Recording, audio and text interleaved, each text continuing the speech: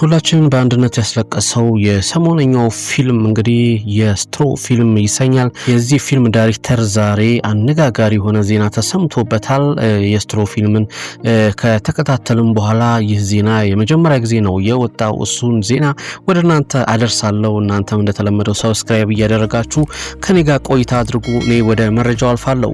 የስትሮ ፊልም ዳይሬክተር ታይለር ፔሪ ይሰኛል። እንግዲህ አድማጮቻችን አንድ ተዋናይ ላይ ወሲብ ጥቃት በማድረስ ተከሰሰ ዛሬ ቢቢሲ አስረድቷል ወይም ቢቢሲ ገልጿል። በቅርብ የወጣው የስትሮ ፊልምን ጨምሮ በበርካታ ፊልሞች የሚታወቀው የፊልም ጸሐፊ ዳይሬክተርና ተዋናይ ታይለር ፔሪ አንድ ተዋናይ ወሲብ ጥቃት አድርሶብኛል ሲል ክስ እንደመሰረተበት ተነግሯል። ተዋናዩ በአንድ የቴሌቪዥን ሾው ላይ በሚተውንበት ወቅት ታይለር ፔሪ ወሲባዊ ጥቃቶችን እንዳደረሰበት ገልጾ የ$260 ሚሊዮን ክስ መስርቶበታል ነው የተባለው። ዴሪክ ኪሰን የተባለው ተዋናይ ታይለር ፔሪ በኢንተርቴይንመንት ኢንዱስትሪው ላይ ያለውን ዝነኝነት ተጠቅሞ አስገዳጅና ወሲባዊ ብዝበዛን ፈጥሮብኛል ሲልም በሎስ አንጀለስ በመሰረተው ክስ አቅርቧል። እንግዲህ ዴሪክ ይህን የተፈጸመበት ዘ ኦቫል ኤንድ ሩዘልስ በሚለው ፊልም ላይ በሚተውንበት ጊዜ መሆኑን አስረድቷል።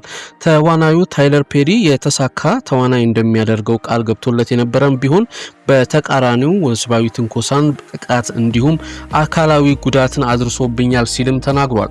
ተዋናዩ የታይለር ፔሪን ወሲባዊ ፍላጎት አለመቀበሉን በማመልከት ወይንም በማለቱ ሙያውን በሚጎዳ በቀል እንዳደረሰበት በክሱ ላይም ያተተው ይህ ተዋናይ የታይለር ፔሪ ጠበቃ ክሱን ውድቅ አድርጎ ገንዘብ ለማግኘት የተደረገ ማጭበርበሪያ ሲሉም ጠርጥረውታል ተብሏል።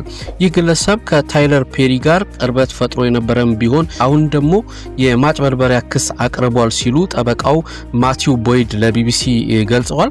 ዴክሲን ከታይለር ፔሪ ጋር ለመጀመሪያ ጊዜ የተዋወቁት በአውሮፓውያኑ 2019 አትላንታ በሚገኘው የታይለር ፔሪ ስቱዲዮ በነበረ ዝግጅት ላይ መሆኑን ይነገራል። ከትውውቃቸው በኋላም ለወራት ያህል ስለ ትወና ሙያ ሲነጋገሩ እንደነበርም ተገልጿል። በዚህ ወቅትም ታይለር ከተዋናዩ ጋር ወሲባዊ ግንኙነት እንደሚፈልግ በርካታ ወሲባዊ አስተያየቶችን እንደሰጠና ተዋናዩ ውድቅ ማድረጉን በክሱ ላይም እንደተነገረ ያትታል።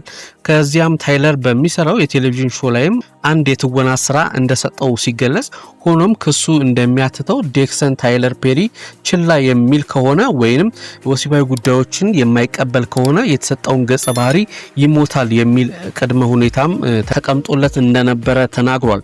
ተዋናዩ ታይለር ፔሪን ማስደሰት ከቻለ ብቻ ገጸ ባህሪው ተላብሶ መተወን ይቀጥላል የሚል እሳቤ እንደነበረውም ክሱ አስረድቷል። ክሱ ታይለር በተዋናይ ላይ ይፈጸማቸው በተባሉ በርካታ የወሲባዊ ጥቃቶችን ክስተቶችን ጠቅሷል።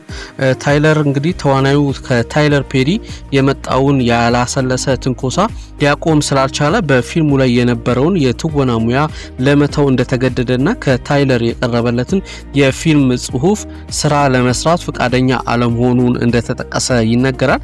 እንግዲህ ተመልካቾቻችን፣ አድማጮቻችን የስትሮ ፊልም በሰሞነኛ በርካታ ዓለም ላይ ያሉ ሰዎችን ይህ ፊልም በኔትፍሊክስ ነው የወጣው። በኔትፍሊክስ ላይ ከታየ በኋላም በርካታ እይታን ያየና በሐዘን በትራጀዲ ፊልም የሚጠቀስ ፊልም ነው። በጣም ተወዳጅ የሆነ የሰሞነኛ ፊልም ነው።